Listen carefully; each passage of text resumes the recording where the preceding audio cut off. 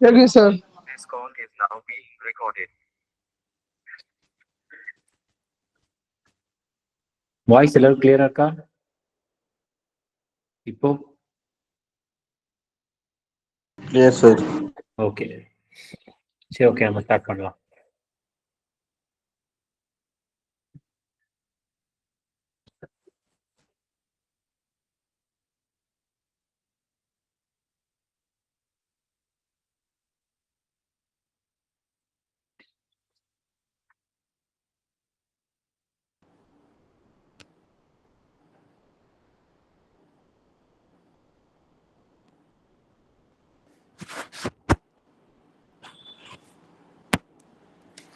Screen, என்னோட screen வந்து கிளியரா இருக்கா? நான் எழுதுறது இன்கேஸ் வந்து ஏதாச்சும் தெரியல அப்படின்னா உடனே இன்ஃபார்ம் பண்ணுங்க. Right, okay. சரி, இன்னைக்கு வந்து எதை பற்றி நம்ம பார்க்க போகிறோம் அப்படின்னு பார்த்துட்டிங்கன்னா பார்லிமெண்ட். சரியா? இன்னைக்கு வந்து நம்ம எதை பற்றி பார்ப்போம் அப்படின்னா பார்லிமெண்ட், இந்திய நாடாளுமன்றம். சரி, ஃபஸ்ட்டு இந்திய நாடாளுமன்றத்தை பொறுத்த வரைக்கும் உங்களுக்கு இந்தியாவிலேயே சட்டத்தை அமைப்பதற்கு ஒரு இருக்கிறதே ரொம்ப டாப் பாடி, டாப் அமைப்பு வந்து எது அப்படின்னா நம்ம இந்திய நாடாளுமன்றம் தான். இவங்க பார்லிமெண்ட் வந்து என்ன பண்ணாங்க, சட்டத்தை உருவாக்குவாங்க. சரியா? லா.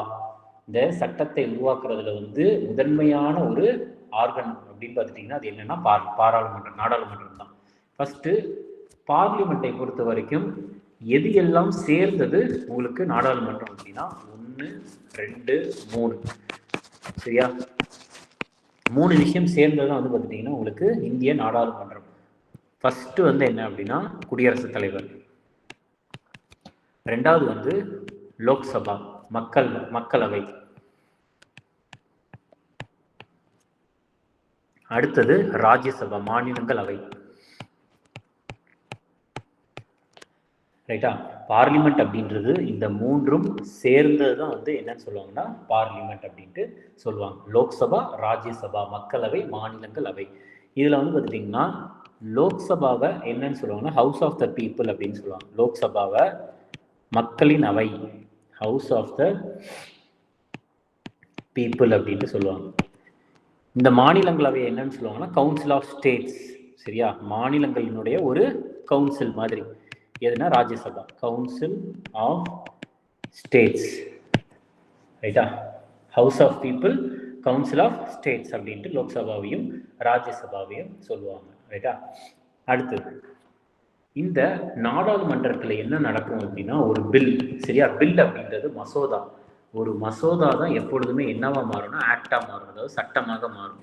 ஒரு மசோதா தான் சட்டமாக மாறும். இப்போ ஒரு மசோதா வந்து சட்டமாக மாறணும் அப்படின்னா என்னென்ன விஷயம் நடக்கணும் அப்படின்னா 3 விஷயங்கள் நடக்கணும். சரியா? முதல் விஷயம் வந்து லோக்சபா மக்களவையிலையோ மாநிலங்களவையிலையோ ஒப்புதல் வாங்கணும். இன்கேஸ் மக்களவையில் வந்து உருவாச்சு அப்படின்னா, மசோதா உருவாச்சுன்னா மக்களவையில் ஒப்புதல் வாங்கிட்டு அடுத்து மாநிலங்களவைக்கு போகும்.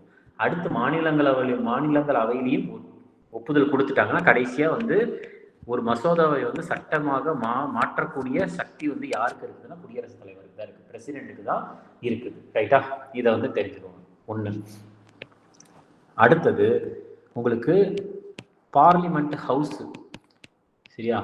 நம்ம இந்திய நாடாளுமன்றத்தை டிசைன் பண்ணது, வடிவமைத்தது யார் அப்படின்னா ஒரு ஆங்கிலேய கட்டிடக் கலைஞரான எட்வின் லுட்டியன்ஸ்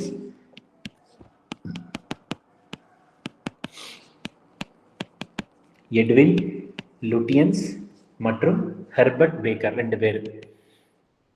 யாரெல்லாம்னா எட்வின் லுட்டியன்ஸ் மற்றும் ஹெர்பர்ட் பேக்கர் 2 பேர் தான் டிசைன் பண்ணாங்க. எப்பொழுது அப்படின்னா 1912-13 டைம் பீரியட்ல. ரைட்டா? இது ஒன்று. ஸோ இதெல்லாம் தெரிஞ்சுக்கணும். அடுத்து இந்த கவுன்சில் ஆஃப் ஸ்டேட்ஸ், அதாவது மாநிலங்களவை வந்து கவுன்சில் ஆஃப் ஸ்டேட்ஸ்ன்னு சொல்கிறாங்கல்ல, அது போக வேற என்ன பெயர் இருக்குது அப்படின்னா இன்னொரு பெயர் இருக்குது, ஹவுஸ் ஆஃப் எல்டர்ஸ் அப்படின்ற ஒரு பெயர். ஹவுஸ் ஆஃப் எல்டர்ஸ், எல்டர்ஸ்னா வயசு அதிகமாக இருக்கிறவங்க. ஹவுஸ் ஆஃப் எல்டர்ஸ் அப்படின்ற ஒரு பேர். இங்கே வந்து பார்த்துட்டிங்கன்னா ஹவுஸ் ஆஃப் பீப்புள்னு இருக்குல்ல, இங்கே வந்து ஹவுஸ் ஆஃப் எல்டர்ஸ் அப்படின்ட்டு. ரைட்டா? அடுத்தது ஒரு விஷயம் நல்லா தெரிஞ்சுக்கோங்க. பிரசிடென்ட்டு லோக்சபா, ராஜ்யசபா இந்த மூன்றும் சேர்ந்தது தான் நாடாளுமன்றம்னு சொன்னேன். ஆனால் பிரசிடென்ட் வந்து மக்களவையின் உறுப்பினராக இருக்க மாட்டாரு, மாநிலங்களவையின் உறுப்பினராக இருக்க மாட்டாரு. இதை நீங்க தெரிஞ்சுக்கணும். ஒரு ஒருங்கிணைந்த பகுதியாக இருப்பார், ஆனால் உறுப்பினராக இருக்க மாட்டார் அப்படின்றத தெரிஞ்சுக்கணும். ரைட்டா? ஸோ இதை எழுதிக்கோங்க. அடுத்த ஸ்லைடுக்கு போகலாம்.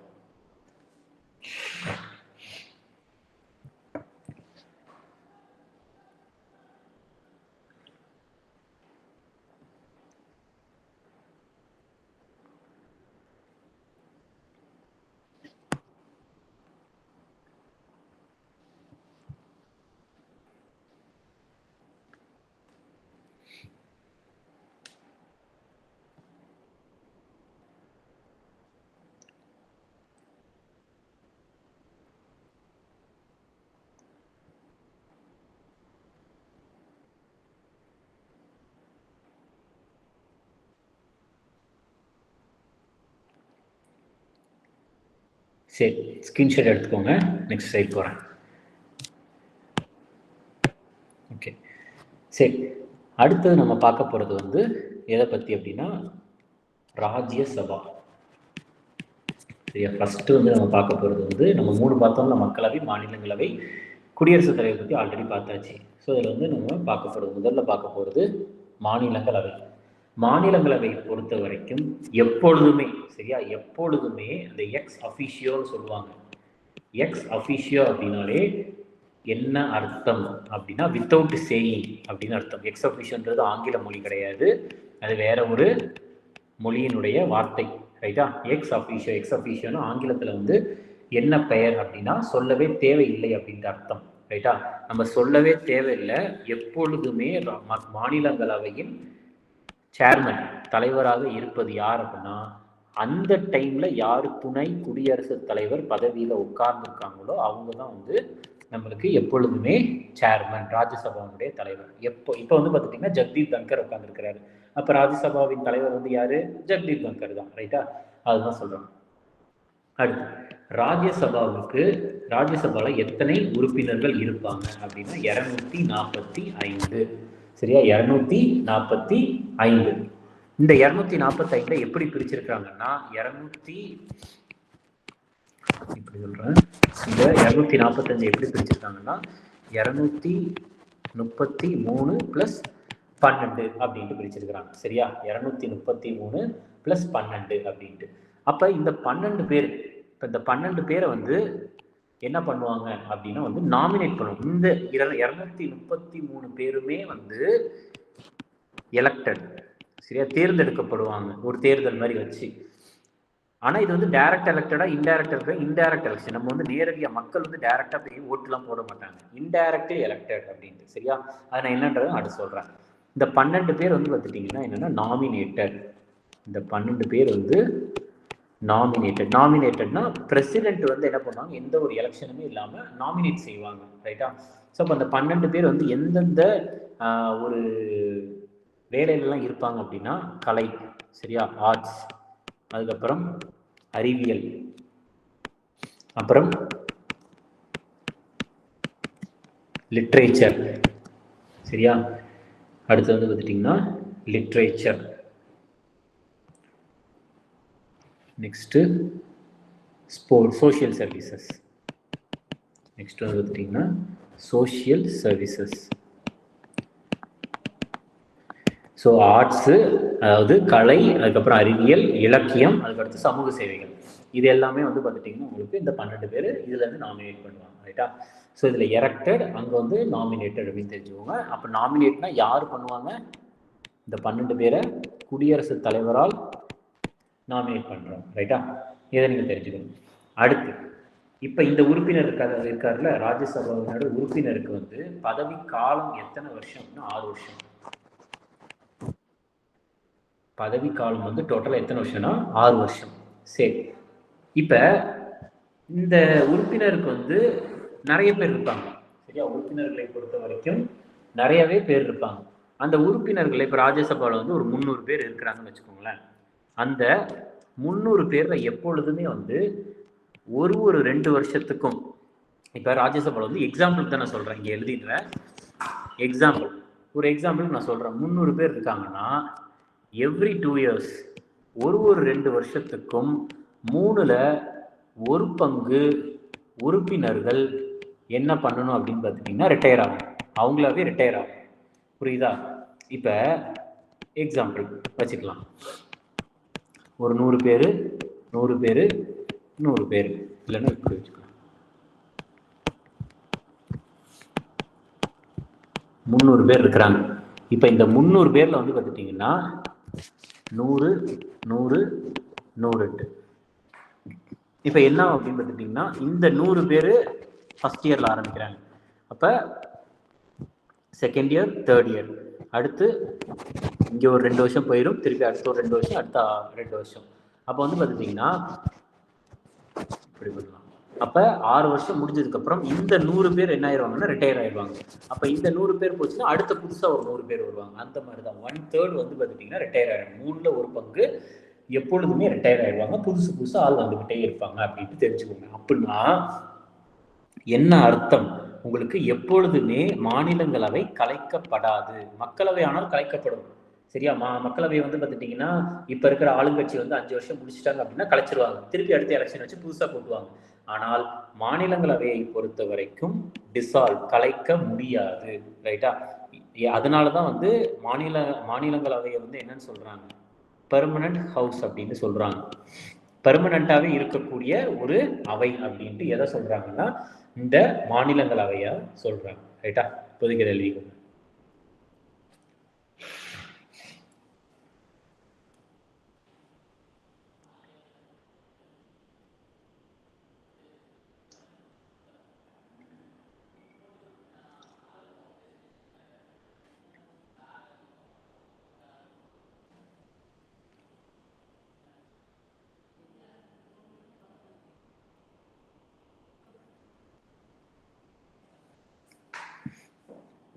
இதில் வந்து பார்த்துட்டிங்கன்னா 233 பேர் இன்டைரக்ட்லி எலெக்டட்னு சொல்கிறோம். அது என்ன இன்டைரக்ட்லி எலெக்டட்?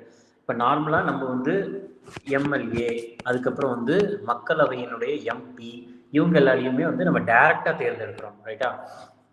இது என்ன இன்டைரக்ட்லி எலெக்டட் அப்படின்னா, இப்போ வந்து நம்ம வந்து யாருக்கு ஓட்டு போடுறோம்? எம்எல்ஏக்கு ஓட்டு போட்டு அந்த எம்எல்ஏ வந்து பார்த்தீங்கன்னா சட்டமன்றத்துக்கு அனுப்புகிறோம். சரியா? தமிழ்நாடு லெஜிஸ்லேட்டிவ் அசம்பிளி இந்த மாதிரி இருக்குதுல்ல.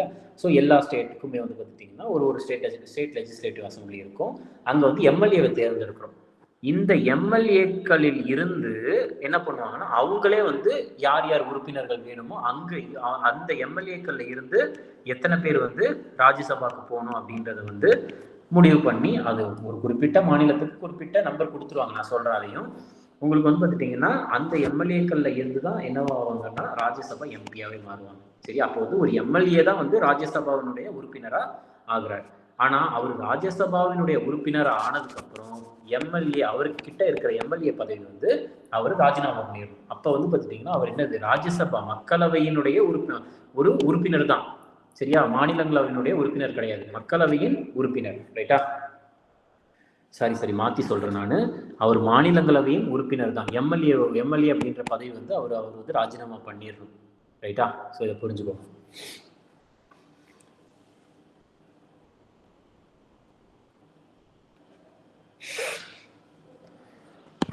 ஸோ ராஜ்யசபாவினுடைய சீட்டை பொறுத்த வரைக்கும் வந்து பார்த்துட்டிங்கன்னா இருக்கிறதே அதிகமான மக்களவை சீட் வந்து எந்த மாநிலத்துக்கு இருக்குது அப்படின்னா வந்து அது உத்தரப்பிரதேசம் தான். உத்தரப்பிரதேசத்துக்கு 31 சீட் இருக்கு. இருக்கிறதே கம்மியாக இருக்கிறது வந்து சிக்கிமுக்கு ஒரே ஒரு சீட்.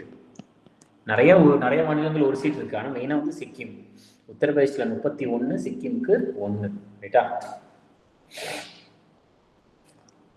அடுத்து இங்க வந்து ரிட்டையர் ஆகுறாங்கல்ல, இப்ப ரிட்டையர் ஆகிறவர் வந்து திருப்பி வந்து எலெக்ஷன்ல வந்து பங்கேற்கலாமா அப்படின்னு கேட்டா, அதாவது ரீஎலெக்ஷன்ல அவரு பங்கேற்கலாமான்னு கேட்டா தாராளமா பங்கேற்கலாம்.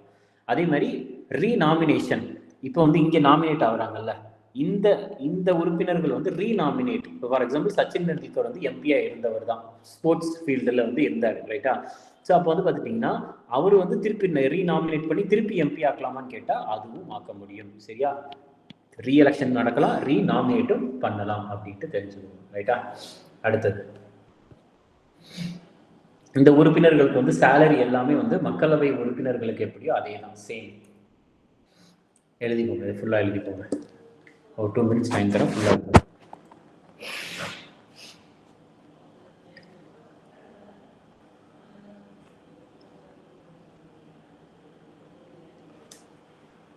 சார் ஃபுல்லா ஒரே டைம் ஜஸ்ட் ஜெனரலா ஒரு வேர்டெல்லாம் சொல்ல முடியுங்களா சார்? அதான் ஒரு 2 to 3 மினிட்ஸ் வந்து இதை நீங்க எழுதி முடிச்சிட்டு நான் சொல்லிட்டு அடுத்த ஸ்லைடு போறேன். சரி, தேங்க்யூ சார். ஓகே.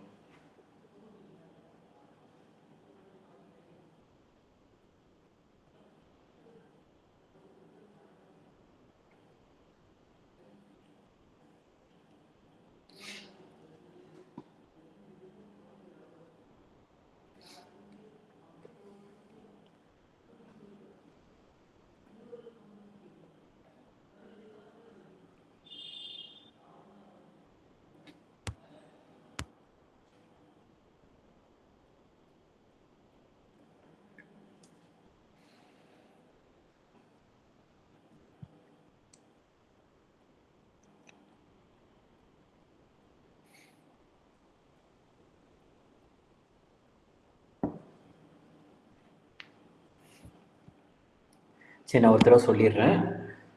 மக்களவையை மாநிலங்களவையை பொறுத்த வரைக்கும் ராஜ்யசபா, சரியா? ராஜ்யசபையை பொறுத்த வரைக்கும் ராஜ்யசபாவுடைய தலைவராக எப்பொழுதுமே இருப்பவர் அந்த டைம்ல துணை குடியரசுத் தலைவராக யார் இருக்காங்களோ அவங்க தான். அதுக்கப்புறம் ராஜ்யசபாவினுடைய உறுப்பினர்கள் டோட்டலா வந்து எத்தனை பேர் அப்படின்னா 245 பேர். அந்த 245 வந்து எப்படி பிரிக்கிறாங்க அப்படின்னா 233 + 12, அதாவது இப்ப இருக்கிறது 245. ஆனா நம்மளுடைய இந்திய அரசியலமைப்புல கான்ஸ்டிடியூஷன், நம்மளுடைய இந்திய அரசியலமைப்புல எவ்வளவு ஸ்ட்ரென்த் கொடுத்துருக்காங்க அப்படின்னா 250 கிட்ட வந்து கொடுத்துருக்காங்க, சரியா? மேக்சிமம் எவ்வளவு இருக்கலாம் அப்படின்னு சொல்றாங்கன்னா 250 கிட்ட இருக்கலாம் அப்படின்னு சொல்றாங்க. அந்த 250 எப்படி பிரிக்கிறாங்கன்னா 238 எலெக்ஷன் வச்சு 12 பேர் வந்து நாமினேட் பண்ணி அப்படின்ட்டு பிரிக்கிறாங்க, ரைட்டா? ஆனா இப்ப இருக்கிறது 245 அப்படின்றது மட்டும் தெரிஞ்சுக்கோங்க, ரைட்டா? சரி, ஆனா நம்மளுக்கு இப்ப இருக்கிறது வந்து எத்தனை பேர் இருக்கிறாங்க அப்படின்னா 243 பேர் கிட்ட இருக்கிறாங்க, சரியா? இந்த 233 எப்படி பிரிக்கிறாங்கன்னா 225 + 8ன்னு பிரிப்பாங்க. என்னன்னா மாநிலங்களுக்கு வந்து இருக்குல்ல 233, இந்த 233 எப்படி பிரிப்பாங்கன்னா 225 + 8. இந்த 8 வந்து எதுக்கு அப்படின்னா யூனியன் பிரதேசங்களுக்கு, இந்த 225 எதுக்கு அப்படின்னா மாநிலங்களுக்கு, ரைட்டா? நம்மளோட இந்திய அரசியலமைப்புல மேக்ஸிமம் 250 இருக்கலாம் அப்படின்றாங்க. இப்ப இருக்கிறது எவ்வளவு இருக்குன்னா 245 இருக்குது, ஓகே? இந்த 233 பேர் எலெக்டட், 12 பேர் நாமினேட். யார் நாமினேட் பண்ணுவாங்க? பிரசிடென்ட். எந்த ஃபீல்டுல இருந்து அப்படின்னா கலை, அறிவியல், இலக்கியம், சமூக சேவை, ரைட்டா? ஸோ அப்போ உறுப்பினர்களுக்கு பதவிக்காலம் வந்து 6 வருஷம். அந்த உறுப்பினர்கள் வந்து ஒரு 2 வருஷமும் வந்து என்ன ஆயிடுவாங்க அப்படின்னா ரிட்டையர் ஆகிட்டே இருப்பாங்க, ரைட்டா? அதனால வந்து இது கலைக்கப்படாத ஒரு அவை. அதனாலதான் பெர்மனன்ட் ஹவுஸ் அப்படின்னு சொல்லி, நிரந்தர அவை அப்படின்ட்டு மாநிலங்களவையே சொல்றோம். அப்ப இன்டைரக்ட்லி எலெக்டடா யார் எலெக்ட் பண்ணுவாங்க? நம்ம எலெக்ட் பண்ண எம்எல்ஏக்கள்ல இருந்து வந்து அவங்க எலெக்ட் பண்ணி ராஜ்யசபா எம்பியா போவாங்க. இருக்கலே அதிகமான சீட்டு வந்து உத்தரப்பிரதேசத்துக்கு இருக்கு, கம்மியா வந்து சிக்கிமுக்கு இருக்கு, ரைட்டா? அடுத்தது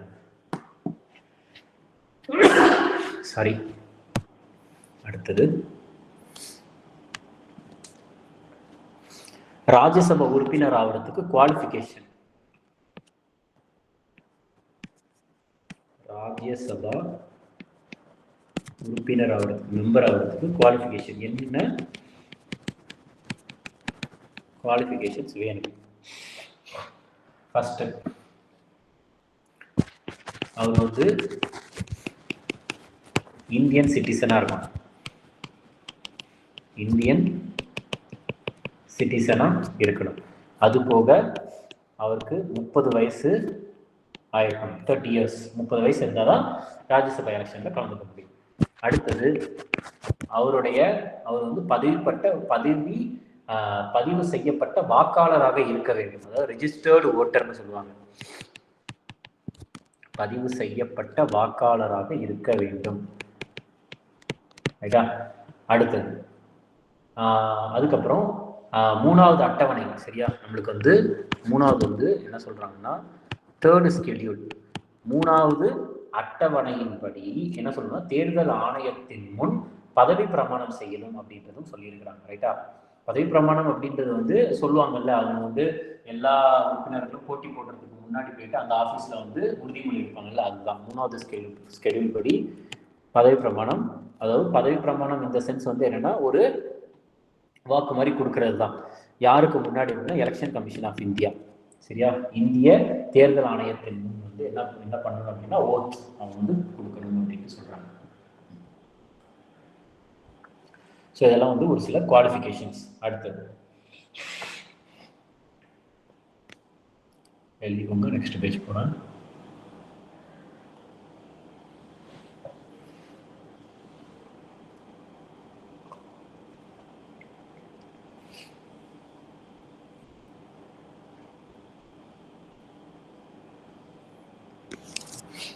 சரி, அடுத்தது வந்துட்டீங்கன்னா ராஜ்யசபாவினுடைய முக்கியமான ஸ்பெஷல் பவர்ஸ், அதிகாரங்கள். அதாவது ராஜ்யசபா மாநிலங்களவையில் மட்டும்தான் இது நடக்கும். என்னெல்லாம் அப்படின்னா ஃபர்ஸ்ட் வந்து பார்த்தீங்கன்னா இப்போ ஒரு வைஸ் பிரசிடென்ட் இருக்கிறார், துணை குடியரசுத் தலைவர் வைஸ் பிரசிடென்ட் இருக்கிறார். அந்த வைஸ் பிரசிடென்ட்டை ரிமூவ் பண்ணணும், பதவியிலிருந்து விலக்கணும் அப்படின்னா அதற்கான ஒரு தீர்மானம், ரெசல்யூஷன், அதற்கான தீர்மானம் வந்து எங்கே இருந்து ஆரம்பிக்கணும்னா ராஜ்யசபால தான் ஆரம்பிக்கவே செய்யணும். சரி, ஆர்ஜினா தோற்றம் எங்கே தோன்றணும் அப்படின்னா ராஜ்யசபால தான் தோன்றணும், மக்களவையில் கிடையாது, மாநிலங்களவையில் மட்டும்தான். ஆனால் குடியரசுத் தலைவரை வந்து பதவி விலகு செய்வதற்கு மக்களவையிலும் தீர்மானம் வந்து ஆரம்பிக்கலாம் அல்லது மாநிலங்களவையிலும் ஆரம்பிக்கலாம். ஓகே, அடுத்தது ஆர்டிக்கல் 249 படி நல்லா தெரிஞ்சுக்கோங்க, நம்மளுக்கு வந்து எத்தனை லிஸ்ட் இருக்குது அப்படின்னா ஸ்டேட் லிஸ்டா, union list, state list, concurrent list அப்படின்ட்டு சொல்லுவாங்க. சரியா? அதாவது கன்கரண்ட்னா ஒருங்கிணைந்த பட்டியல், ஸ்டேட் லிஸ்ட் அப்படின்றது வந்து பார்த்தீங்கன்னா மாநில பட்டியல். மாநில பட்டியலில் இருந்து ஒரு விஷயத்தை மத்திய பட்டியலுக்கோ அல்லது ஒருங்கிணைந்த பட்டியலுக்கோ மாற்றுறதுக்கான அதிகாரம் வந்து இப்போ மாநில பட்டியலில் வந்து இப்போ கல்வி, சுகாதாரம், விவசாயம் அப்படின்றது மாதிரி இருக்குது அப்படின்னா அந்த ஒரு விஷயத்தை வந்து மத்திய பட்டியலுக்கோ அல்லது ஒருங்கிணைந்த பட்டியலுக்கோ மாற்றுவதற்கான அதிகாரம் வந்து யாருக்கிட்ட இருக்குது? அதாவது ஒரு ஐட்டம், ஒரு விஷயத்தை மாற்றுவதற்கான அதிகாரம் யாருக்கிட்ட இருக்குதுன்னா மாநிலங்களவைக்கு தான் இருக்குது. அடுத்தது ஆர்டிக்கல் 312 படி, ஆர்டிக்கல் 312 படி என்ன சொல்றாங்கன்னா நம்மளுக்கு வந்து ஆல் இந்தியா சர்வீசஸ் அப்படின்ற ஒன்று இருக்கு. ஆல் இந்தியா சர்வீசஸ் எதெல்லாம் வந்து ஆல் இந்தியா சர்வீசஸ் அப்படின்ட்டு சொல்லுவாங்க அப்படின்னா 3 விஷயத்தை தான். ஒன்று இந்தியன் அட்மினிஸ்ட்ரேட்டிவ் சர்வீஸ் IAS, இன்னொன்று இந்தியன் போலீஸ் சர்வீஸ், மூணாவது இந்தியன் ஃபாரஸ்ட் சர்வீஸ். இதுதான் வந்து பார்த்துட்டிங்கன்னா உங்களுக்கு ஆல் இந்தியா சர்வீசஸ் அப்படின்னு சொல்லுவாங்க. இந்த 3ல் வந்து ஒரு இதை வந்து பார்த்துட்டிங்கன்னா நம்மளுக்கு மாடிஃபை பண்ணுற, அதாவது இந்த 3 ஆல் இந்தியா சர்வீசஸை வந்து இந்த ஆல் இந்தியா சர்வீசஸ் இதை வந்து நம்ம சேஞ்ச் பண்ணுறதுனா இந்த ஆல் இந்தியா சர்வீசஸில் வந்து ஒன்றை சேர்க்கறதுக்கோ ஒன்றை எடுக்கிறதுக்கோ இல்லை ஒரு விஷயத்த மாடிஃபை பண்ணுறதுக்கோ யாருக்கு அதிகாரம் இருக்குதுன்னா ஆர்டிக்கல் 312 படி யாருக்கு அதிகாரம் இருக்குது? ராஜ்யசபா, மாநிலங்களவைக்கு தான் அதிகாரம் இருக்குது, மக்களவைக்கு கிடையாது. இந்த 3 அதிகாரமும் ரொம்ப முக்கியம். ரைட்டா? அடுத்தது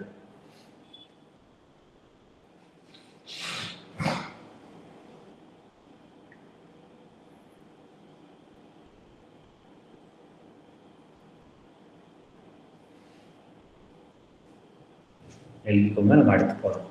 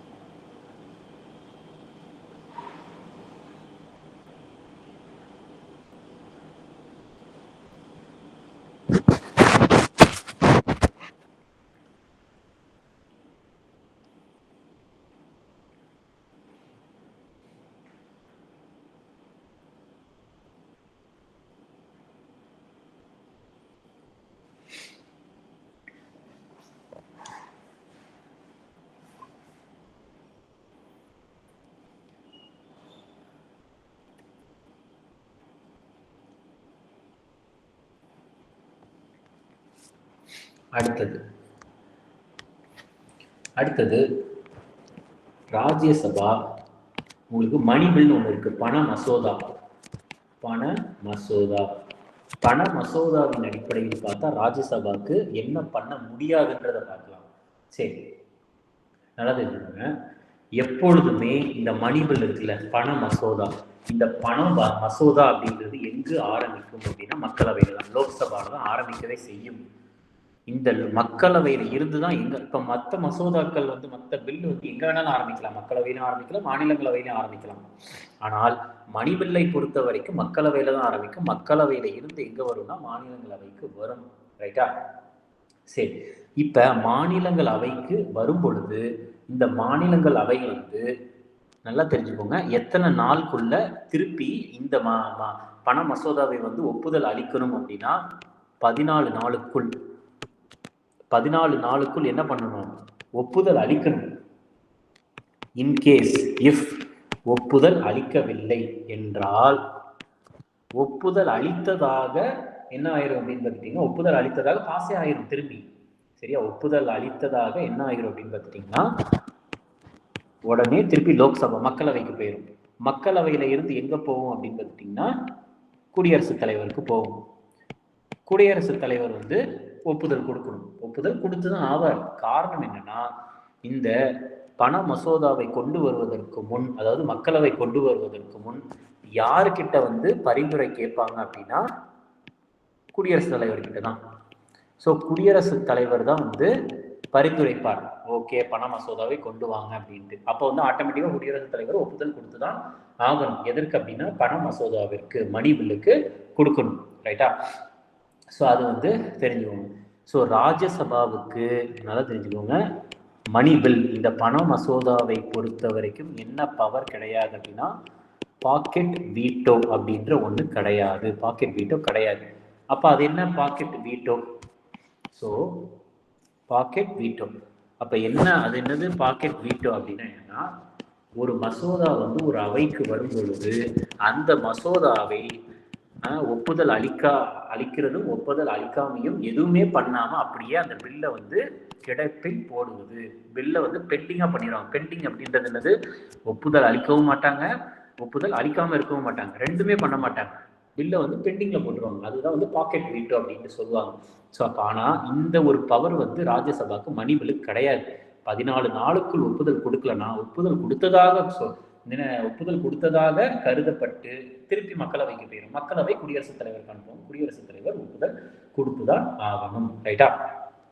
இதையும் தெரிஞ்சுக்கணும். இன்கேஸ் மாநிலங்களவை இந்த பண மசோதாவுக்கு ஏதோ ஒரு ரெக்கமெண்டேஷன் சொல்றாங்க, இதை நீங்க மாற்றி அமைங்க அப்படின்ட்டு லோக்சபா மக்களவைக்கு சொல்றாங்க. மக்களவை அதை கேட்கலாம், கேட்காமையும் போகலாம் அப்படின்றதையும் தெரிஞ்சுக்கோங்க. சரியா? இதுதான் பண மசோதாவை பொறுத்த வரைக்கும் ராஜ்யசபா, மாநிலங்களவைக்கு பவர் கொஞ்சம் கம்மி தான். ஓகே, எழுதிக்கோங்க.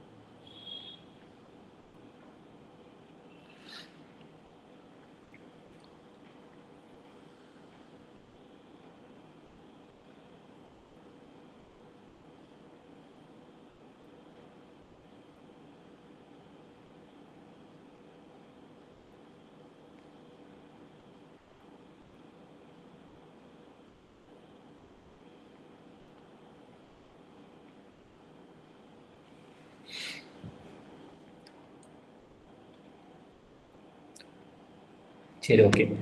நெக்ஸ்ட் பாருங்க. ஸோ அப்போ மாநிலங்களவை பண மசோதாவை பொறுத்த வரைக்கும் இது பார்த்தோம். அடுத்தது வந்து மாநிலங்களவைக்கு நம்பிக்கை இல்லா தீர்மானத்தை பொறுத்த வரைக்கும் எந்த அளவுக்கு பவர் இருக்கு. நோ கான்ஃபிடன்ஸ் மோஷன், நம்பிக்கை இல்லா தீர்மானம் அதை பொறுத்த வரைக்கும் எந்த அளவுக்கு பவர் இருக்குன்றத பாருங்க.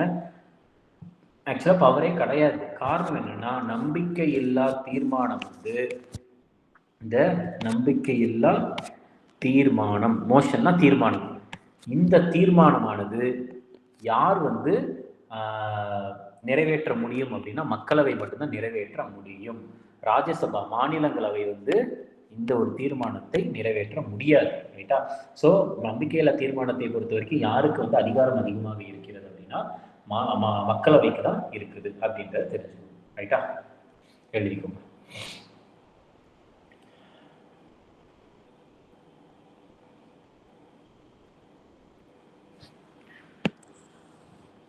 அடுத்தது இப்ப ராஜ்யசபாவை பொறுத்த வரைக்கும் ராஜ்யசபாவின் தலைவர் ஹெட் வந்து நம்ம யார் பார்த்தோம்? சேர்மன் பார்த்தோம். சேர்மன். இந்த சேர்மன் வந்து யாரா பார்த்தோம்? சேர்மன் தான் வந்து குடியரசுத் தலைவர். ரைட்டா? இன்கேஸ் இப்போ வந்து பிரசிடென்ட் வந்து இல்லை, ஸோ பிரசிடென்ட் அவங்களுடைய பதவியில் இல்லை, இன்கேஸ் வந்து உடம்பு சரியில்லாமல் இருக்கிறாங்க, இல்லைன்னா பதவி விலகிட்டாங்க அப்படின்றப்ப பிரசிடென்ட் இல்லை, அப்போ துணை குடியரசுத் தலைவர் தான் யாரா செயல்படுவார் அப்படின்னு பார்த்துட்டீங்கன்னா பிரசிடென்டா செயல்படுவார். அப்ப ஆட்டோமேட்டிக்கா துணை குடியரசுத் தலைவர் குடியரசுத் தலைவரா மாறிட்டா இங்க சேர்மனா யார் இருப்பாங்க அப்படின்னு பார்த்துட்டீங்கன்னா அப்ப சேர்மன் இருக்க மாட்டாங்க. அப்ப சேர்மனுக்கு பதிலா ராஜ்யசபாவை வந்து வழி நடத்துபவர் யார் அப்படின்னா துணை சேர்மன். சரியா? Deputy chairman. அதாவது சிம்பிளா சேர்மன் இல்லை அப்படின்னா யார் வந்து உங்களுக்கு என்ன பண்ணுவாங்க அப்படின்னா தலைமை தாங்குவாங்க அப்படின்னா டெப்யூட்டி சேர்மன்.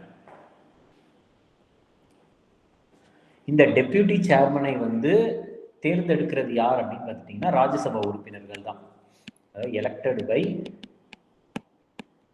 ராஜ்யசபா மெம்பர்ஸ். சரிட்டா? ராஜ்யசபா உறுப்பினர்கள் தான் தேர்ந்தெடுப்பாங்க. ரைட்டா? அடுத்தது இதெல்லாம் முக்கியமானது. ஸோ இதுதான் வந்து ராஜ்யசபா, மாநிலங்களவையை பொறுத்த வரைக்கும். அடுத்து மக்களவை பார்க்கலாம். இதை எழுதிக்கோங்க.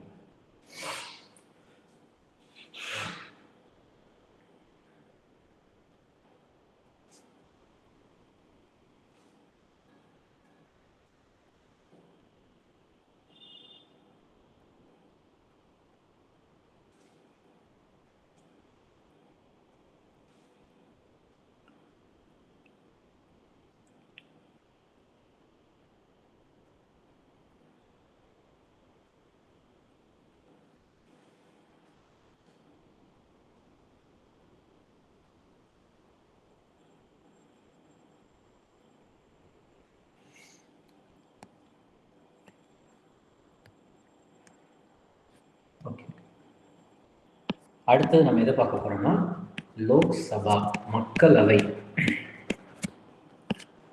சரி, மக்களவையை பொறுத்த வரைக்கும் இதுக்கு என்னெல்லாம் பெயர் இருக்குன்னா லோயர் ஹவுஸ் அப்படின்ட்டு சொல்லுவாங்க. லோயர் ஹவுஸ் அப்படின்ற ஒரு பெயர் இருக்கு.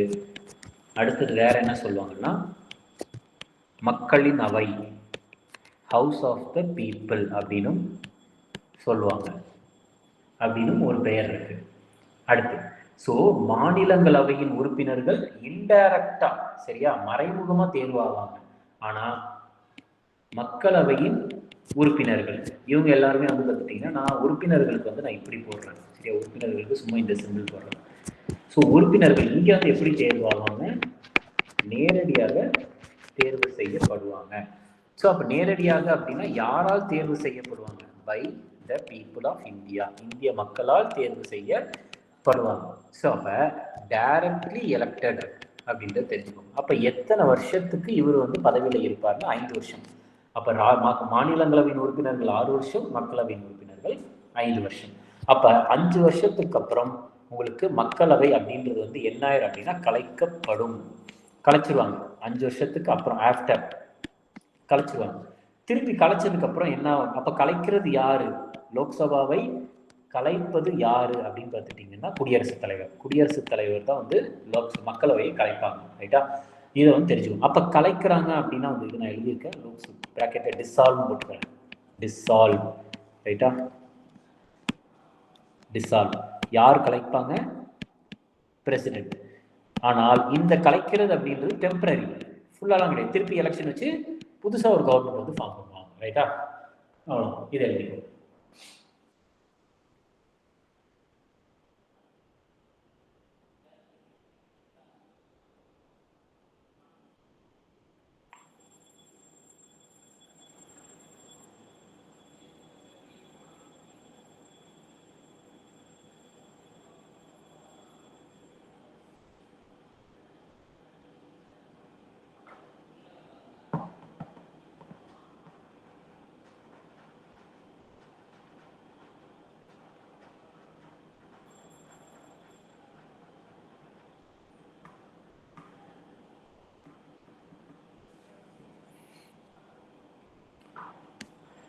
அடுத்து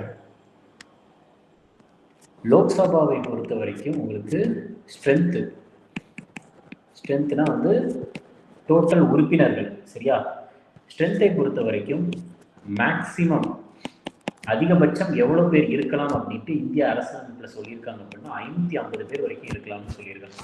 ஆனால் இப்போ எவ்வளோ பேர் இருக்கிறாங்க அப்படின்னா 543 பேர் இருக்கிறாங்க. 543. இந்த 550 எப்படி பிரிக்கலாம் அப்படின்னா 530, அதுக்கப்புறம் 20 பிரிக்கலாம். இதில் 530 அப்படின்றது மாநிலங்களுக்கும் 20 அப்படின்றது யூனியன் பிரதேசங்களுக்கும் பிரிக்கிறாங்க. ரைட்டா? அடுத்து இது ஒன்றா. இன்னொன்று நான் ஆல்ரெடி சொன்னேன், மக்களவையினுடைய டோட்டல் காலம், ஒரு மக்களவை வந்து கூடிச்சு அப்படின்னா அதனுடைய காலம் அப்படின்றது 5 வருஷம். 5 வருஷத்துக்கு மேலே போகலாமா அப்படின்னா 5 வருஷத்துக்கு அபவ் போகலாமா அப்படின்னு கேட்டால் அதுக்கான ஆன்சர் வந்து பார்த்துட்டிங்கன்னா போகலாம். ஆனால் எப்பொழுது போக முடியும் அப்படின்னா ஆர்டிக்கல் ஒன்லி இஃப் எப்பொழுது போக முடியும்னா ஆர்டிக்கல் 352க்கு கீழே உங்களுக்கு வந்து என்ன பண்ணணும் அப்படின்னா அவசர நிலை, தேசிய அவசர நிலை,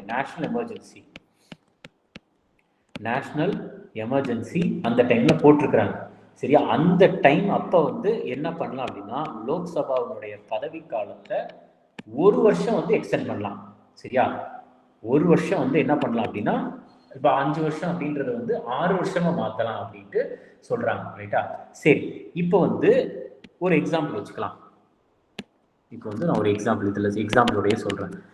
இப்போ வந்து நம்மளுக்கு டிசம்பர் 2025 வந்து என்ன ஆக போகுது அப்படின்னா இப்போ இருக்கிற கவர்மெண்டோடைய லோக்சபா மக்களவை வந்து முடிவுக்கு வரப்போகுது அப்படின்ற மாதிரி தெரிஞ்சுக்கலாம். ஆனால் நவம்பர் மாதம் என்ன பண்ணிட்டாங்க, அவசர நிலை கொண்டு வந்துட்டாங்க. சரியா? எக்ஸாம்பிளுக்கு அவசர நிலை கொண்டு வந்துட்டாங்க. அப்போ என்ன பண்ணலாம் அப்படின்னா இந்த டிசம்பர் 2025 அப்படின்றது வந்து அடுத்த டிசம்பர் 2026 வரைக்கும் நம்ம நீட்டிக்கலாம்.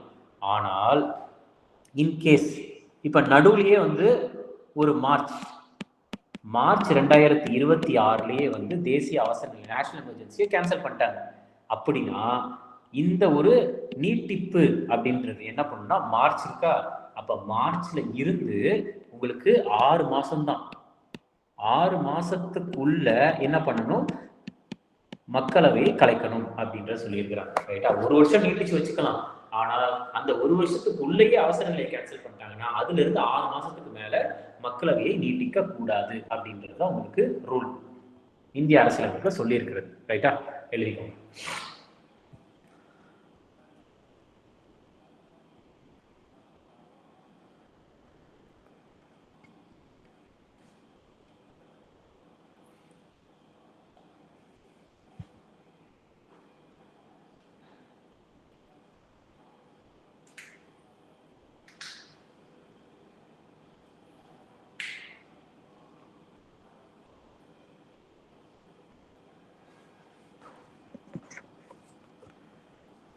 மக்களவையினுடைய உறுப்பினருக்கு வந்து குவாலிஃபிகேஷன் ஏஜ் எவ்வளோனா 25. மாநிலங்களவைக்கு வந்து நம்ம எவ்வளோ இயர்ஸ், சரியா? மாநிலங்களவைக்கு எவ்வளோ பார்த்தோம், 30. மக்களவைக்கு வந்து பார்த்துட்டிங்கன்னா 25.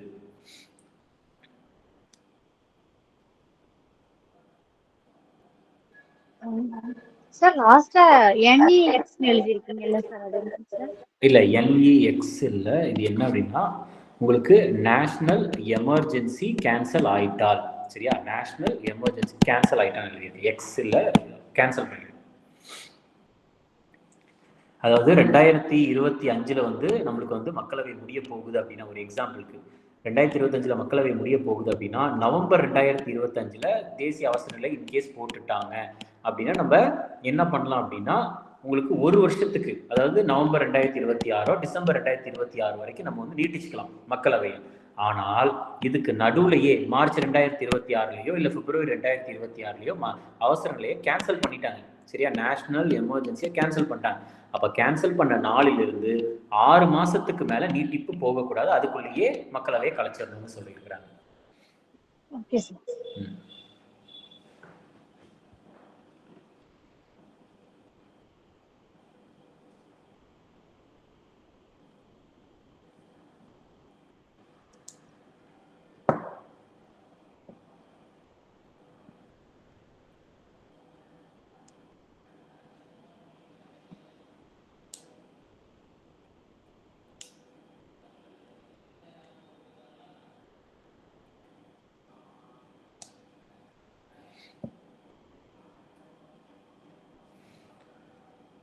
அடுத்தது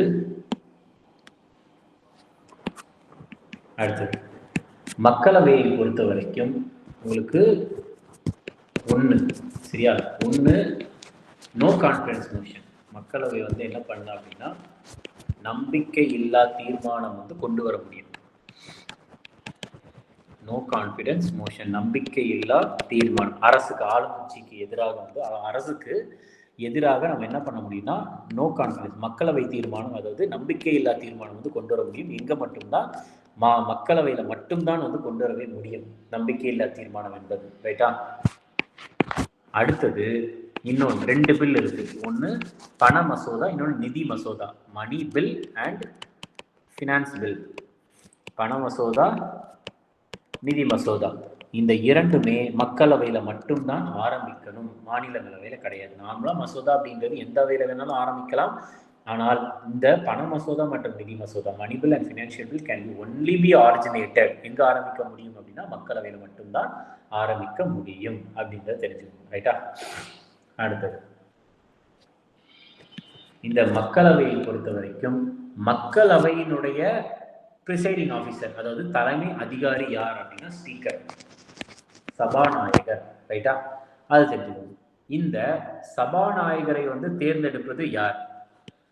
சபாநாயகரை தேர்ந்தெடுப்பது யார் அப்படின்னா எலெக்டட் பை லோக்சபா மெம்பர்ஸ். மக்களவையின் உறுப்பினர்களே வந்து சபாநாயகரை தேர்ந்தெடுப்பாங்க. ரைட்டா? அது தெரிஞ்சுக்கணும். அதுக்கு அடுத்தது இது ஒன்று தெரிஞ்சுக்கோங்க. நெக்ஸ்ட், இந்த சபாநாயகரின் பதவிக்காலம் சேம் 5 வருஷம் தான். மக்களவையின் உறுப்பினர் மாதிரியே சபாநாயகருக்கும் 5 வருஷம் தான். ஆனால் இவருடைய டேர்ம் 5 வருஷம். ஆனால் இந்த 5 வருஷம் அப்படின்றது வந்து அபவ், அதாவது எக்ஸ்டெண்ட் பண்ணலாமா அப்படின்றது கேட்டா பண்ணலாம். தாராளமா வந்து அபவ் போலாமா அப்படின்னு கேட்டா ஆன்சர் வந்து தாராளமா போலாம். எப்படி அப்படின்னா, அடுத்த லோக்சபா, சரியா, அதாவது till newly elected Lok Sabha is constituted அப்படின்னு என்னன்னா, அடுத்த இப்ப இன்கேஸ் வந்து பார்த்துட்டீங்கன்னா, இப்ப ஏ அப்படின்ற ஒரு பார்ட்டி வந்து ரூல் பண்ணிட்டு இருக்காங்க. இப்ப அடுத்து வந்து பார்த்துட்டீங்கன்னா ஏ பார்ட்டியில வந்து என்ன இருப்பாங்க, இப்ப ஏ அப்படின்ற ஒரு அவையில வந்து ஏ அப்படின்ற பார்ட்டியில சபாநாயகர் இருப்பாங்களா. அப்ப லோக்சபா வந்து 5 வருஷம் கழிச்சு கலைஞ்சிரும்னு பார்த்தோம். ஆனா 5 வருஷம் கழிச்சும் வந்து சபாநாயகருடைய பதவி இருக்கும். அடுத்து ஒரு கவர்மெண்ட் உள்ள புதுசா அந்த கவர்மெண்ட் வர வரைக்கும் இருக்கும். அதாவது சிம்பிளா வந்து சபாநாயகருடைய பதவி எப்பொழுதுமே இருக்கும் அப்படின்றத தெரிஞ்சுக்கோங்க. ஓகே? அடுத்து இது எழுதிக்கோங்க.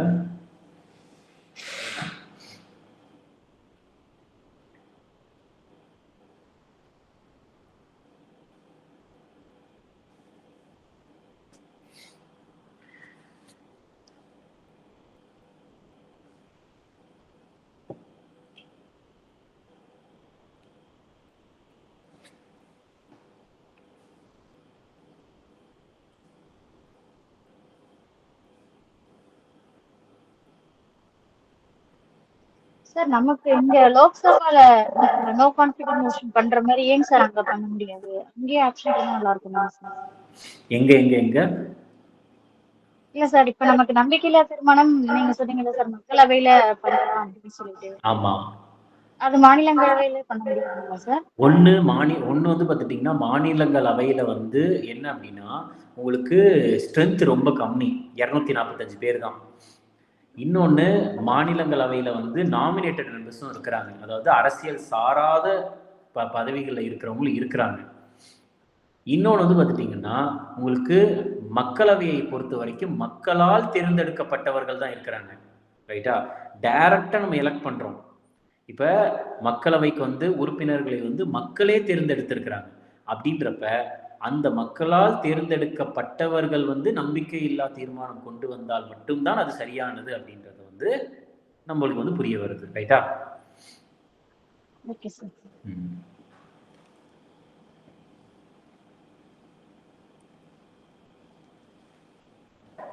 எழுதுங்க ஒரு 2 minutes.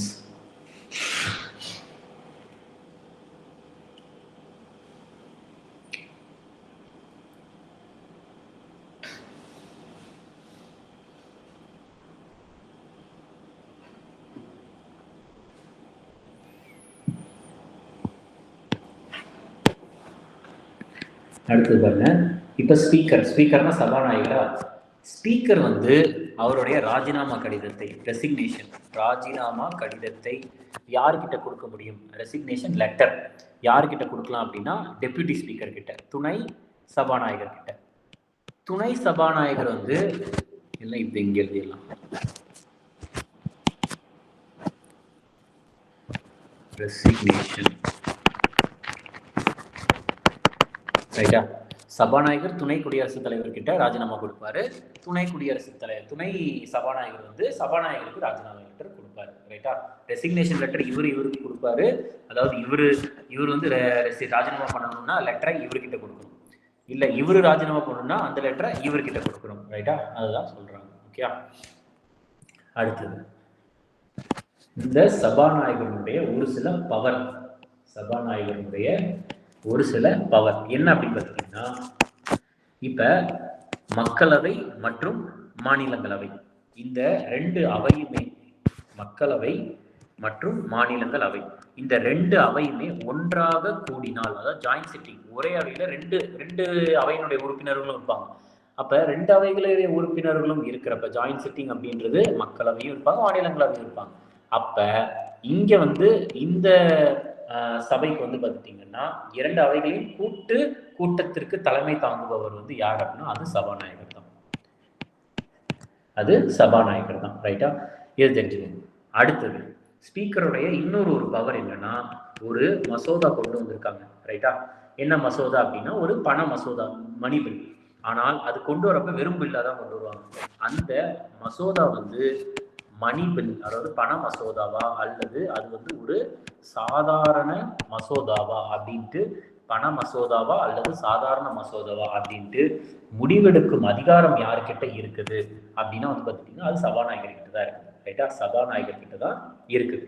ஓகே, இந்த ஜாயிண்ட் சிட்டிங் இருக்குல்ல, கூட்டத்திற்கு அது வந்து எந்த ஆர்டிகல்ல கொடுத்துருக்காங்கன்னா ஆர்டிகல் 108. அப்போ ஆர்டிகல் 108 படி ஜாயிண்ட் சிட்டிங் தலைமை தாங்குபவர் யார் அப்படின்னா சபாநாயகர். அடுத்தது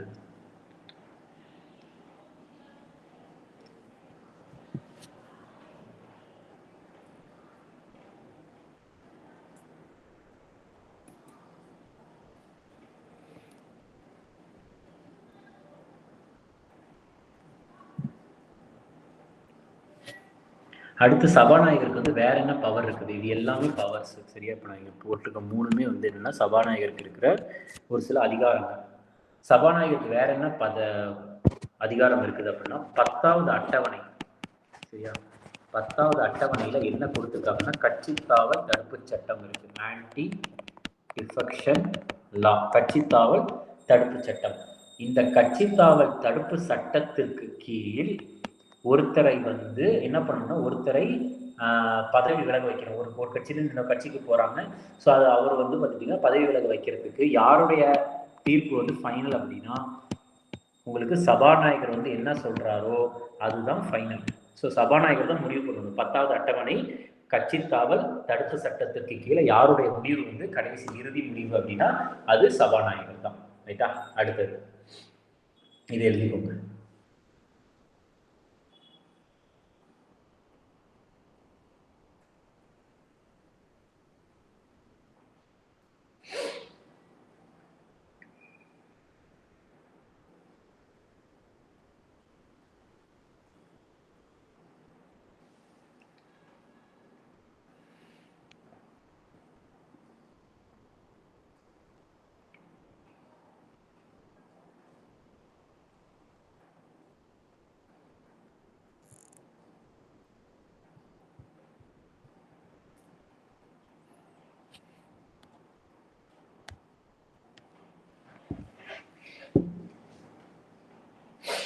அடுத்தது பாருங்க, உங்களுக்கு நாடாளுமன்றத்தில் என்னென்ன செஷன் இருக்கு, அதாவது அமர்வுகள், அதை வந்து நம்ம எப்படி தெரிஞ்சுக்கலாம் அப்படின்னா பிஎம்டபிள்யூ.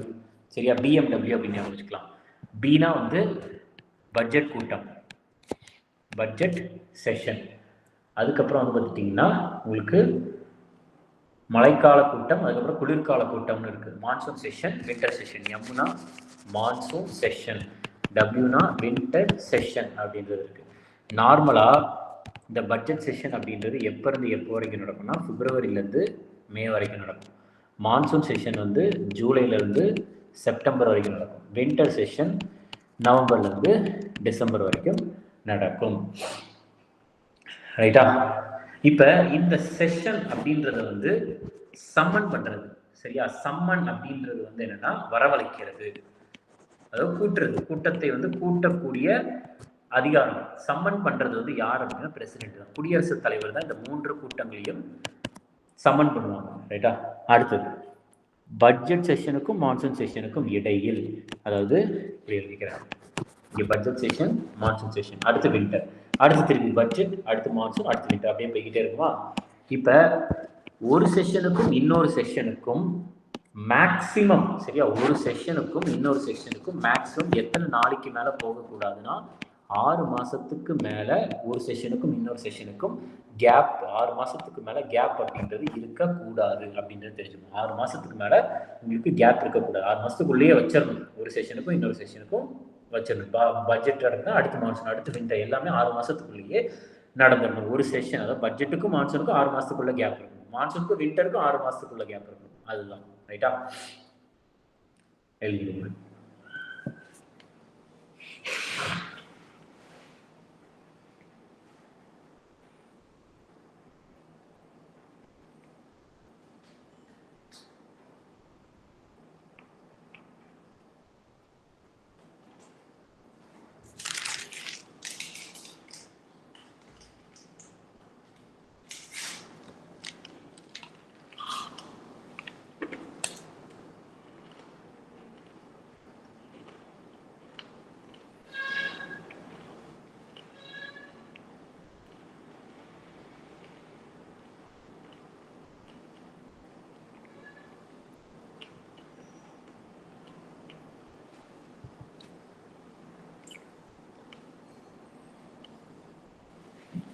சரி, இப்போ இந்த இந்திய நாடாளுமன்றம் தொடர்பாக வந்து எக்ஸாமில் கேட்ட ஒரு சில கொஸ்டின்ஸை வந்து நான் வந்து கண்டினியூஸாக நான் சொல்கிறேன்.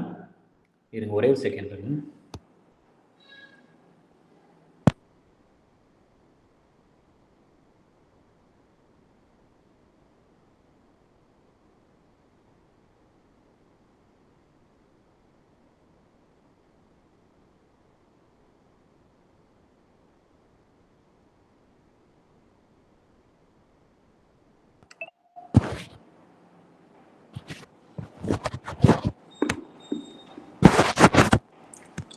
சரி, ஓகே. அடுத்தது பாருங்க, இப்போ எக்ஸாமில் கேட்ட ஒரு சில விஷயங்களை வந்து நான் பாயிண்டாக எழுதுறேன், அதெல்லாம் நோட் பண்ணிக்கணும். சரியா? நாடாளுமன்றம் தொடர்பான ஒரு சில விஷயங்கள் தான். இப்போ வைஸ் பிரசிடென்ட், துணை குடியரசுத் தலைவர் இருக்கிறாங்கன்னா துணை குடியரசுத் தலைவருக்கு பதவி பிரமாணம் செய்து வைப்பது யார் அப்படின்னா பிரசிடென்ட். பிரசிடென்ட். ரைட்டா?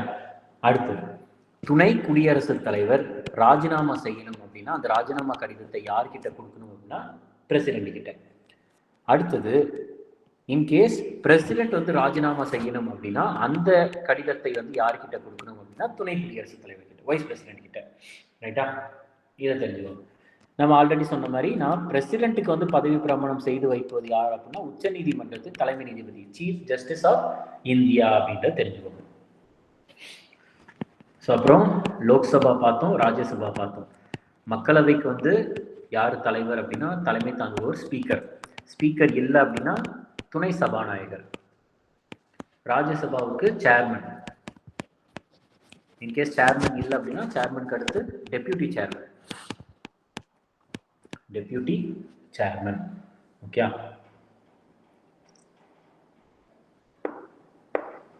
அடுத்தது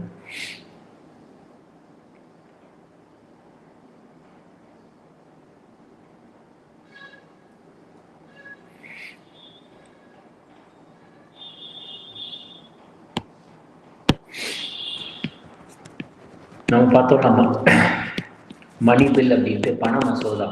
இந்த மணி பில் பற்றி எந்த ஆர்டிக்கலில் கொடுத்துருக்காங்கன்னா ஆர்டிக்கல் 110 கொடுத்துருக்காங்க. 110.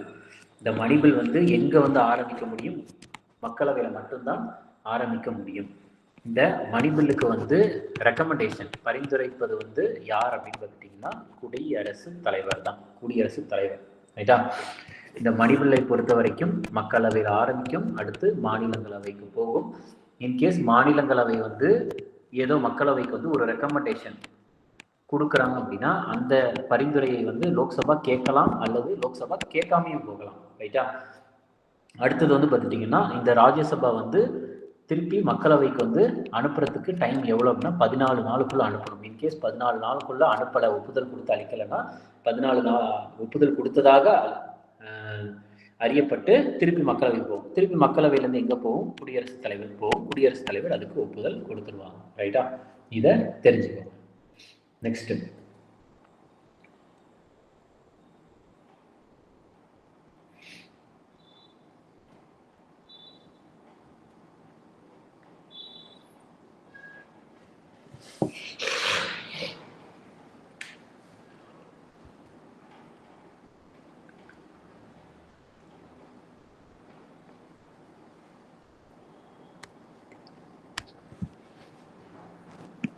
சரி, மாநிலங்களவை பார்த்தோம்ல, அந்த மாநிலங்களவைக்கு இன்னொரு பெயர் இருக்கு. என்னன்னா செகண்ட் ஹவுஸ் அப்படின்ற ஒரு பெயரும் இருக்கு.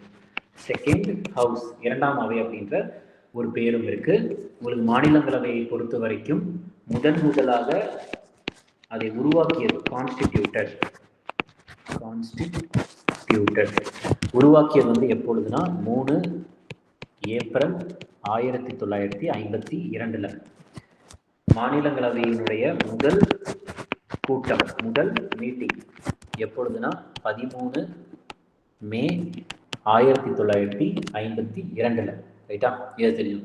மாநிலங்களவையை பொறுத்த வரைக்கும் எத்தனாவது அட்டவணையில் சொல்லியிருக்காங்கன்னா 4வது அட்டவணையில் சொல்லியிருக்காங்க. இந்த இரண்டு டேட்டுமே ரொம்ப ரொம்ப முக்கியமான ஒரு டேட், ரைட்டா? அடுத்தது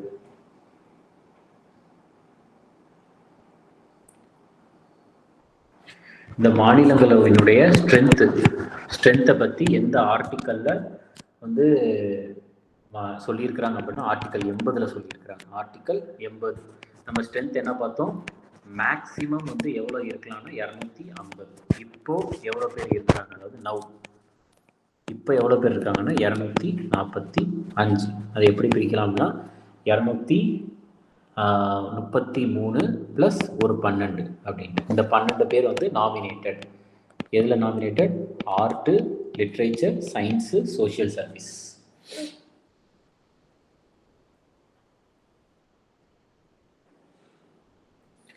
இந்த ராஜ்யசபா அவைக்கு வந்து நாமினேட் செய்யப்பட்ட முதல் பெண் யார் அப்படின்னா ருக்மிணி தேவி அருண்டேல். ஃபர்ஸ்ட் உமன் வந்து நாமினேட் செஞ்சதுல வந்து யார் அப்படின்னா ருக்மிணி தேவி அருண்டேல். இவங்க வந்து ஒரு பரதநாட்டிய டான்சர். ருக்மிணி தேவி அருண்டேல் ராஜ்யசபாவுக்கு வந்து நாமினேட் செய்யப்பட்ட முதல் பெண் உறுப்பினர் யார் அப்படின்னா ருக்மிணி தேவி அருண்டேல். ராஜ்யசபா உறுப்பினராக 1952 62 வரைக்கும் இருந்தாங்க, ரைட்டா? பரதநாட்டிய டான்சர்.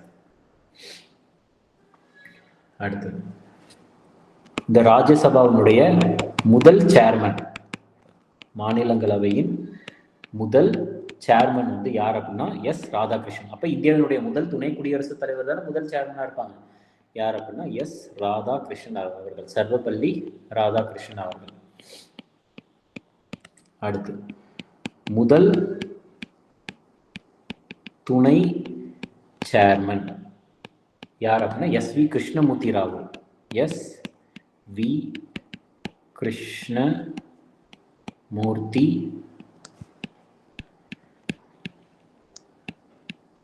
ராவ். ஓகே.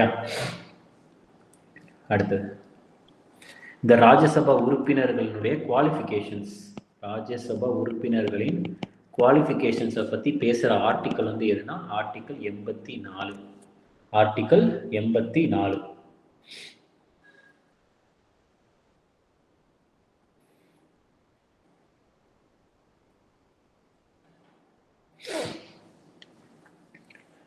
அடுத்து இதை எழுதிக்கோங்க, இல்லை ஸ்கிரீன்ஷாட் எடுத்துக்கோங்க, நான் அடுத்த பேஜ் போகிறேன். சார் கீழே வந்து நாமினேட்டர்னு சொல்லிட்டு ஆர்ட், லிட்ரேச்சர், சோஷியல், டெக்ஸ்ட் என்ன சார்? ஆமாம், அதாவது கலை ஆர்ட்ஸு, அடுத்து இலக்கியம் லிட்ரேச்சர், அடுத்து அறிவியல் சயின்ஸு, அடுத்து சமூக சேவை சோஷியல் சர்வீஸ். Okay sir. இப்போ உள்ளது 245 தானே சார்? 43 போட்டிருக்கீங்க சார். சாரி 245.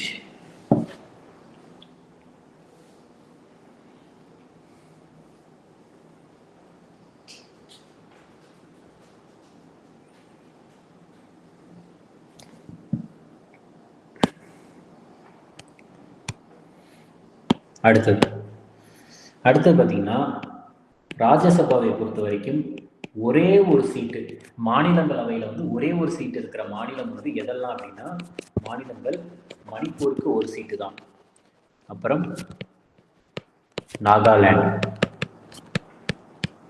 மிசோரம், திரிபுரா, சிக்கிம், அருணாச்சல பிரதேஷ். இது எல்லாத்துக்குமே வந்து பார்த்துட்டிங்கன்னா ஒரே ஒரு சீட்டு தான், ரைட்டா? தமிழ்நாட்டுக்கு வந்து எத்தனை சீட்டுனா 18 சீட்டு. தமிழ்நாட்டுக்கு 18 சீட்டு. தமிழ்நாட்டுக்கு 18. மகாராஷ்டிரா மாநிலத்திற்கு 19. மகாராஷ்டிராவுக்கு 19. இருக்கிறது அதிகம் வந்து எதுனா உத்தரப்பிரதேசம், எவ்வளோ 31. அடுத்து மேற்கு வங்கத்துக்கு, வெஸ்ட் பெங்காலுக்கு வந்து எவ்வளோனா 16. அடுத்து கேரளாவுக்கு 9 சீட்டு, ராஜஸ்தானுக்கு 10 சீட்டு, ஆந்திர பிரதேஷ், மத்திய பிரதேஷ், குஜராத் மாநிலத்திற்கு 11 சீட்டு, கர்நாடகாவுக்கு ஒரு 12 சீட்டு. அதுக்கப்புறம் புதுச்சேரி, அதாவது பாண்டிச்சேரி, கோவாக்கு 3 சீட்டு, ஜம்மு அண்ட் காஷ்மீருக்கு 4 சீட்டு, ஹரியானா மற்றும் சத்தீஸ்கர் மாநிலத்திற்கு 5 சீட்டு, ஜார்க்கண்டுக்கு 6 சீட்டு, அப்புறம் பஞ்சாப், தெலுங்கானா, அதுக்கப்புறம் அஸ்ஸாம், இந்த மூணுக்கும் 7 சீட்டு, ரைட்டா? இன்கேஸ் சீட்டு வச்சு கேட்டாங்கன்னா இதுல இருந்து கேட்டுருவாங்க.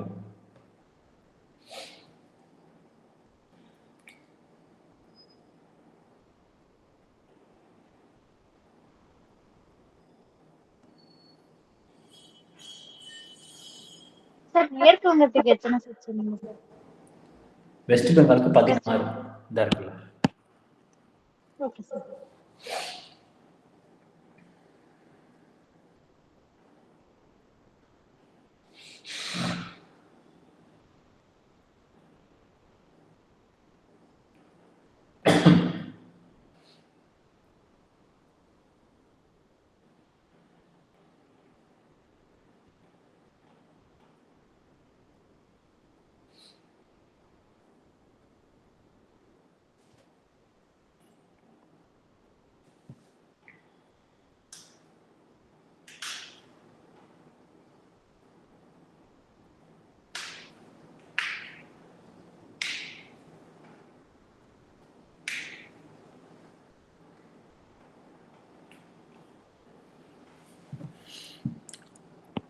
அடுத்தது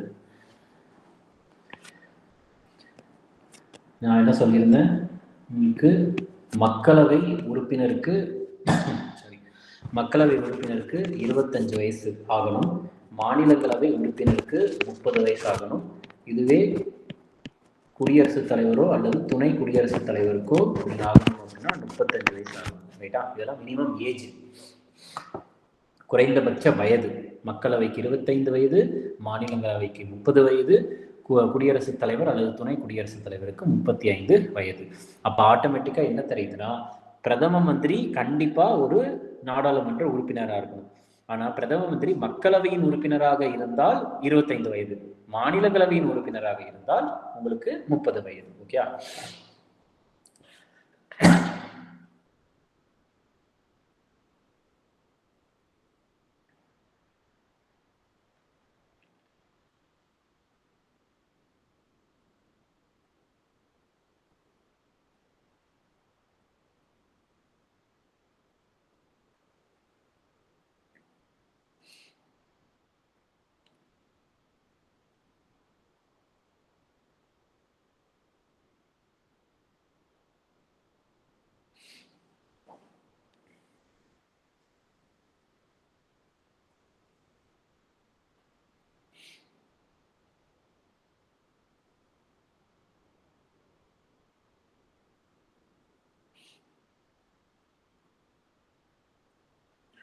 சரி, ஓகே. இன்றைக்கி வந்து நம்ம கிளாஸை வந்து முடிச்சுக்கலாம், ரைட்டா? ஸோ நாடாளுமன்றம் பற்றி கொஞ்சம் தெளிவாகவே இன்றைக்கி பார்த்தோம். மக்களவை, மாநிலங்களவை, அது இதுன்ட்டு நிறைய பார்த்தோம். ஸோ அது வரைக்கும் நம்ம நடத்துனதை வந்து கம்ப்ளீட்டாக ரிவிஷன் பண்ணுங்கள். நெக்ஸ்ட் கிளாஸ் என்ன எப்போ அப்படின்றது வந்து உங்களுக்கு அப்டேட் பண்ணுவாங்க. ஸோ அன்றைக்கி நம்ம பார்க்கலாம். ஓகேயா? Okay, thank you sir. சொல்லுங்கள், ஏதாச்சும் டவுட் இருந்தால் கேளுங்க. சார் இந்த மாதிரி இந்த ஆர்ஆர்பி எக்ஸாம் எப்போ சார் வரும்? ஆர்ஆர்பி எக்ஸாம் அப்படின்றது வந்து இன்னும் நம்மளுக்கு வந்து எந்த ஒரு டேட்ஸ் எதுவுமே தெரில. ஏன் அப்படின்னா நிறைய எக்ஸாம்ஸ் வந்து தள்ளி போய்கிட்டு இருக்கு. இப்போ எஸ்எஸ்சி சிஜிஎல்ஏ வந்து ஜூன் மாதம் எண்டில் நடந்திருக்கணும், ஆனால் வந்து ஆகஸ்ட் மாதம் வச்சிருக்கிறாங்க. ஸோ எல்லா எக்ஸாம் கொஞ்சம் தள்ளி போகுது. நம்மளுக்கு டேட்ஸ் இன்னும் வரல அப்படின்றப்ப நம்மளுக்கு டைம் நிறைய இருக்குது. ஸோ அதனால வந்து கன்சிஸ்டண்ட்டாக படிச்சுக்கிட்டே இருக்கலாம்.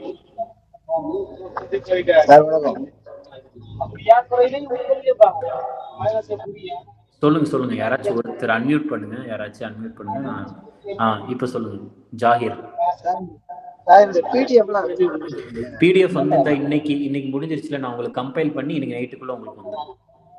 இதே குரூப்ல தானே இருக்கீங்களா? வேற குரூப்ல? ஆமா, அந்த குரூப்ல வந்துடும். நீங்க இருக்கிற குரூப்புக்கு வந்துடும்.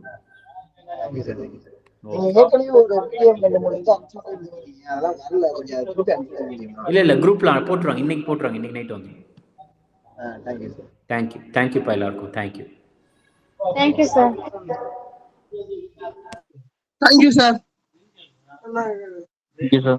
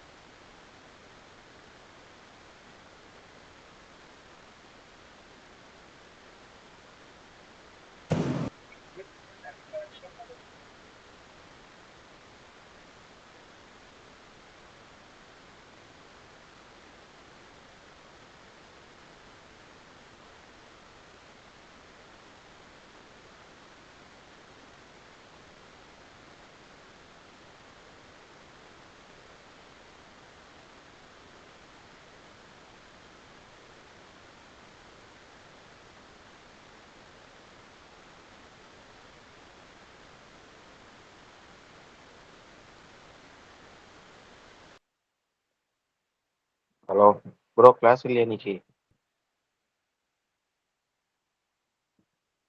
Bro, Ajith bro,